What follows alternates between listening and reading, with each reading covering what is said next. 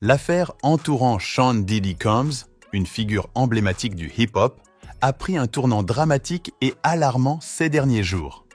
Diddy, connu pour avoir occupé des postes influents dans l'industrie de la musique sous divers pseudonymes tels que P. Diddy, Puff Daddy et simplement Diddy, est au cœur d'une enquête fédérale à la suite d'accusations graves.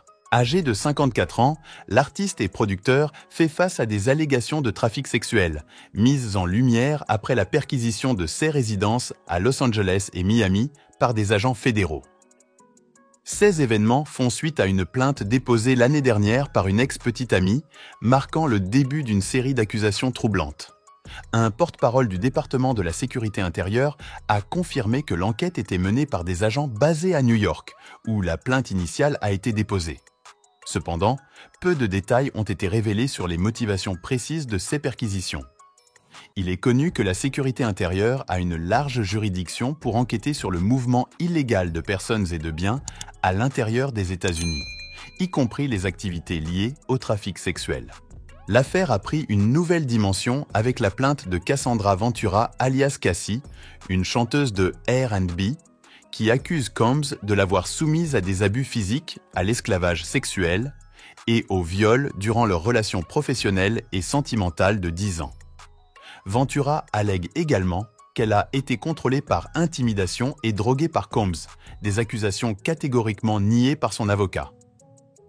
Une résolution à l'amiable a été trouvée entre les parties, mais les termes de cet accord restent confidentiels. La plainte de Ventura n'est que l'une des nombreuses accusations similaires portées contre Combs ces derniers mois. Dans un développement choquant et récent, des rumeurs circulent sur la fuite présumée de Diddy du pays à bord d'un jet privé, fuyant vers une nation africaine sans traité d'extradition avec les États-Unis. Ces rapports, bien que non officiellement confirmés, soulèvent des questions sur l'ampleur des charges pesant contre lui et sa stratégie de défense.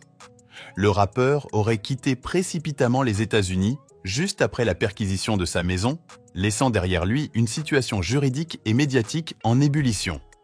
Des rumeurs indiquent qu'il aurait trouvé refuge au Cap-Vert. L'intervention massive des autorités à Holmby Hills et Miami, avec le déploiement de véhicules blindés et la détention de certaines personnes, illustre le sérieux avec lequel l'affaire est traitée. Les voisins et les témoins ont exprimé leur surprise et leur préoccupation quant à l'ampleur de l'opération, soulignant l'impact de ces événements sur la communauté et l'image de Combs. Les implications légales et les conséquences de cette affaire pour Diddy restent incertaines. Cependant, l'intérêt médiatique mondial et le suivi continu de l'avancement de l'enquête témoignent de l'importance de cette affaire dans l'industrie de la musique et au-delà. L'équipe de Diddy, sollicitée pour des commentaires, n'a pas encore répondu, laissant place à de nombreuses spéculations sur l'issue de ces accusations et l'avenir professionnel et personnel de Sean Diddy Combs.